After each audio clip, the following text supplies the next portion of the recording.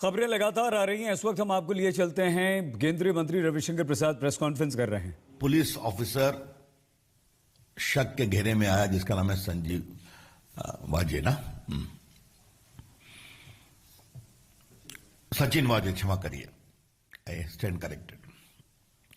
दूसरी कहानी आई कि भारत के इतिहास में पहली बार हुआ कि एक पुलिस कमिश्नर, पूर्व पुलिस कमिश्नर ने लिखा कि होम मिनिस्टर साहब ने टारगेट फिक्स किया है मुंबई से 100 करोड़ रुपया पर महीने का।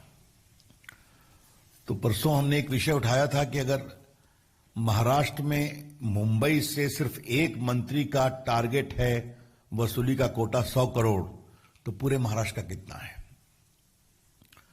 और अगर एक मंत्री का कोटा है 100 करोड़ तो बाकी मंत्रियों का कुल मिलाकर कितना है? और यह भी सवाल उठाया गया था कि गृह मंत्री जी ये सिर्फ अपने लिए वसूली कर रहे थे, अपनी पार्टी के लिए या सरकार के लिए? इन तीनों का अभी तक कोई उत्तर नहीं आया। आज सुबह माननीय पूर्व मुख्यमंत्री देवेंद्र फडणवीस ने कुछ डॉक्यूमेंट के साथ बातें कही हैं जो आपने देखा होगा कि भ्रष्टाचार, ट्रांसफर पोस्टिंग के नाम पर भी वसूली चल रही थी। और वो छोटे मोटे ऑफिसर्स की भी नहीं, बड़े बड़े आईपीएस ऑफिसर्स की भी। और जो कमिश्नर सीआईडी थी एक रश्मि शुक्ला, उन्होंने पूरे मामले की तहकीकात की। उसमें बड़े रसूखदार लोग थे जिनके संबंध सत्ताधारी पार्टी के इर्द गिर्द थे और कुछ ब्रोकर्स थे। उनके पूरे डिजिटल कॉन्वर्सेशन भी लॉफुल तरीके से प्राप्त किए गए थे। और डीजीपी ने, सुबोध जायसवाल जी ने उसको भेजा एडिशनल चीफ सेक्रेटरी के पास, कृपया कर करके आप इसे मुख्यमंत्री के पास पहुंचाइए। यह कहानी 2020 की है। इतने बड़े महाराष्ट्र, ऐसे बड़े प्रदेश में आईपीएस और बड़े पुलिस पदाधिकारियों के ट्रांसफर पोस्टिंग में सीधा वसूली हो रही है। Extortion is being done. हमें उम्मीद थी कि मुख्यमंत्री कार्रवाई करेंगे, लेकिन दोषियों के खिलाफ कार्रवाई करने की बजाय एक ऑनेस्ट, बहादुर महिला पदाधिकारी, रश्मि शुक्ला नाम है शायद, उसको सिविल डिफेंस का डीजीपी बना दिया गया क्योंकि अपनी सीनियरिटी में वो उस स्तर पर पहुंच गई थी। और जो बताया देवेंद्र जी ने 10 फीट बटा 10 फीट का उसका एक क्यूबिकल था। और ये दोनों ने महाराष्ट्र छोड़ दिया।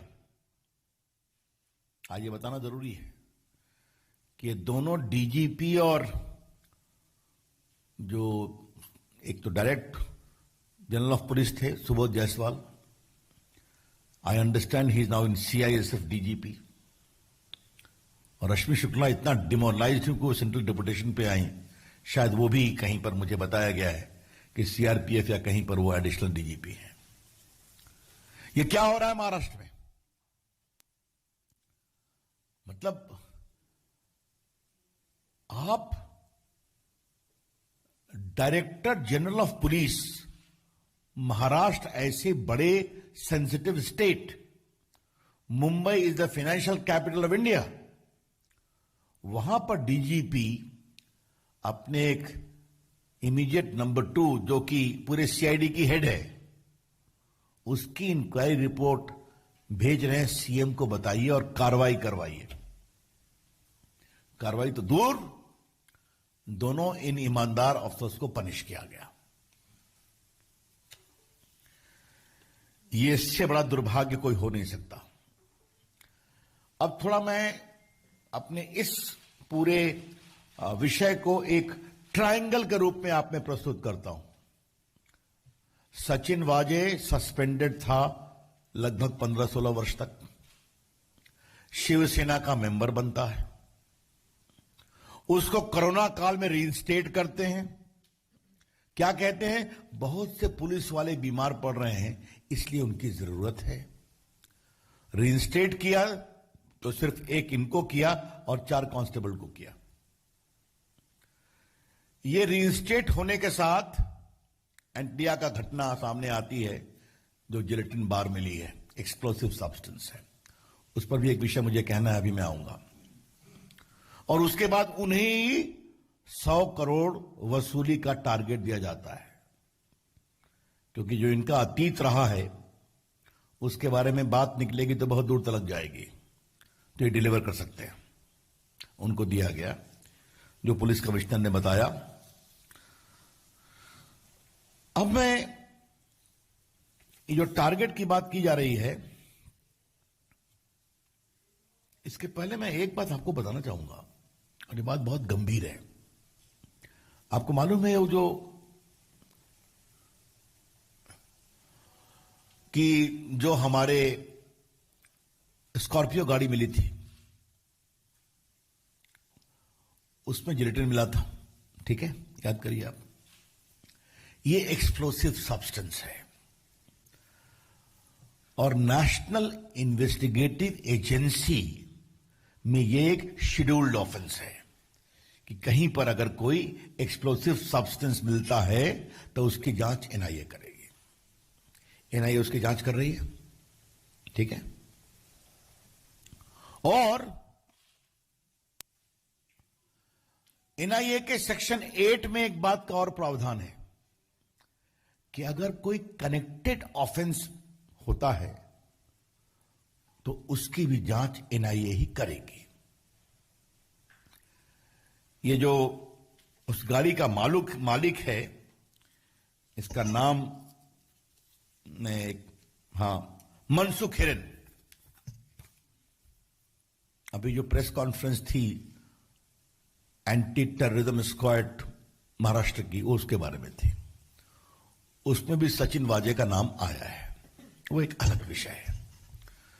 लेकिन जहां तक मेरी जानकारी है, एनआईए ने रिक्वेस्ट किया है अंडर प्रॉपर ऑथराइजेशन कि इस मनसुख हिरेन के मृत्यु या हत्या की जांच हमें दे दी जाए, क्योंकि उसके तार जुड़े होंगे।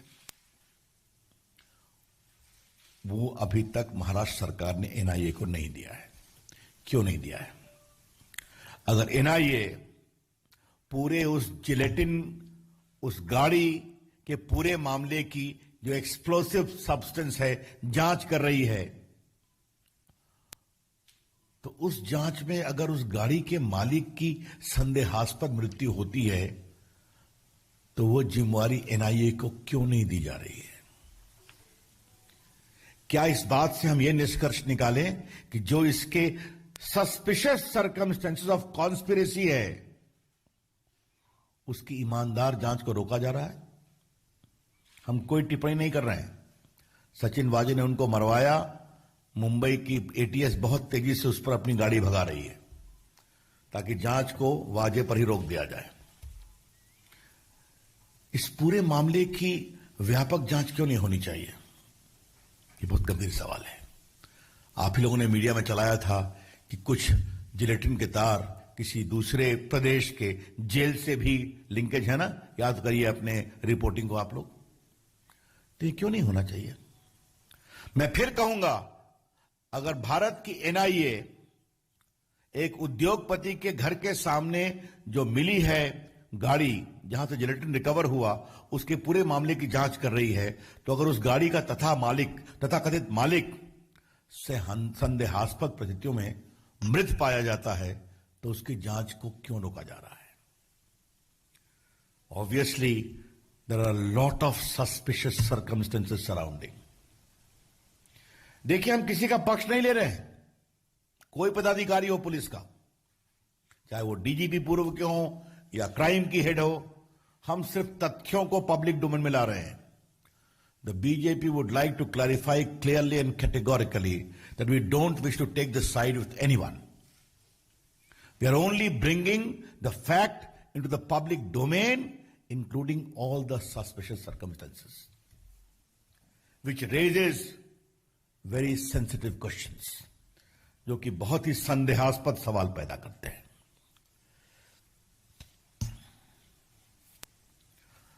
अब इससे एक और सवाल निकलता है,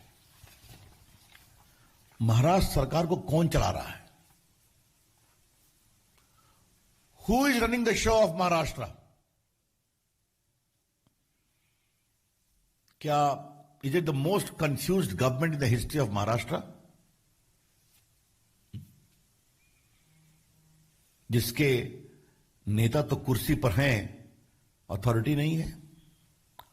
अगर सेना के लोगों से पूछो क्या है मामला, हमसे नहीं, बात करो एनसीपी से, उनके आदमी, उनके नेता है।